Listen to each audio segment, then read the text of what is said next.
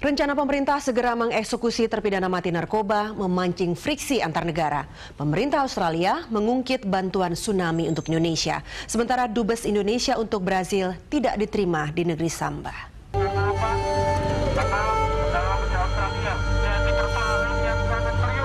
Koalisi Pro-Indonesia mengumpulkan koin untuk Australia di Bundaran HI Jakarta sebagai bentuk protes terhadap Perdana Menteri Australia Tony Abbott yang mengungkit bantuan tsunami Aceh. Aksi pengumpulan koin juga terjadi di berbagai kota di Indonesia, seperti yang dilakukan warga Aceh ini. Pertama, inilah sebuah bentuk pressure dari masyarakat, kan? Pressure mendukung kedaulatan penegakan hukum yang ada di Indonesia. Kita ingin Australia tidak lagi mengintervensi kedaulatan hukum di Indonesia. Dan kemudian pemerintah Tony Abbott secara khusus meminta maaf kepada rakyat Indonesia, khususnya rakyat Aceh. Jangan ada yang intervensi masalah eksekusi mati. Ini terkait pernyataan Perdana Menteri Australia Tony Abbott soal utang budi Indonesia pada Australia terkait bantuan tsunami pada 2004 lalu.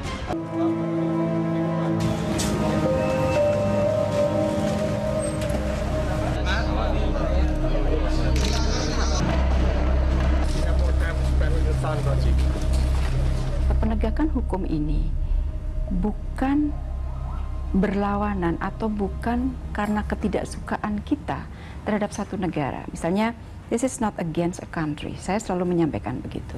Saya juga sampaikan bahwa ini bukan against kewarganegaraan dari negara-negara tertentu. This is not against a national of a certain country. Tetapi ini against an extraordinary crime. Jadi kejahatan yang luar biasa.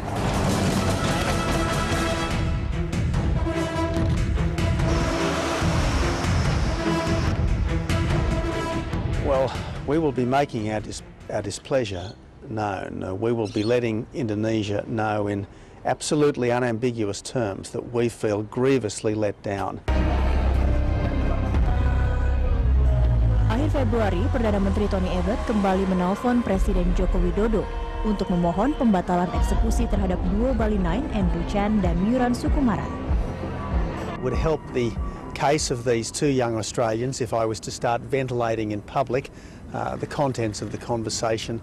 Suffice to say that the President absolutely understands our position, absolutely understands our position, and I think he is carefully considering Indonesia's position. I don't want to raise hope that might turn out to be dashed.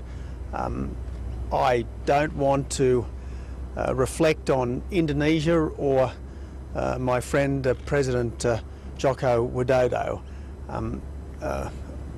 I want to ensure that as far as is humanly possible, I am speaking out for Australians and for Australian values, but I've also got to respect and defend Australia's friendships, and one of the very best of our friendships is that with Indonesia.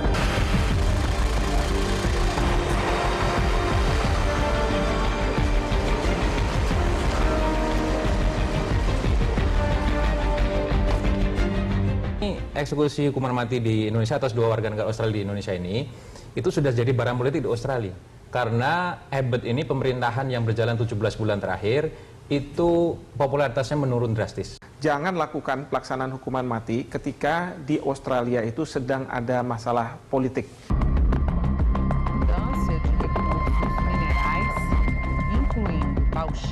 Sementara pemerintah Brazil menolak menerima Duta Besar Indonesia untuk Brazil, Toto Rianto, jelang penyerahan surat kepercayaan Dubes Negara Sahabat di Brazil. Ini terkait terpidana mati asal Brazil, Rodrigo Goularte, yang akan dieksekusi bersamaan dengan duo Bali 9, serta Marco Archer Cardoso Moreira, yang telah dieksekusi 18 Januari lalu. Lain karena kalau Brasil menghina kita, kalau Australia kan minta kita, beda-beda itu kan.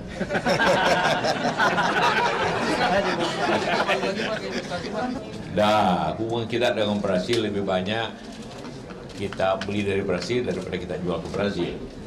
Kita beli pesawat macam-macam. Jadi kalau memang begitu ya sudah, kita kalau menurunkan sikapnya dan politik, ya kita turunkan juga sikap politik kita dan sikap ekonomi juga tentunya. Kita berarti kita bisa mengurangi impor dari termasuk alutsista daripada Brasil.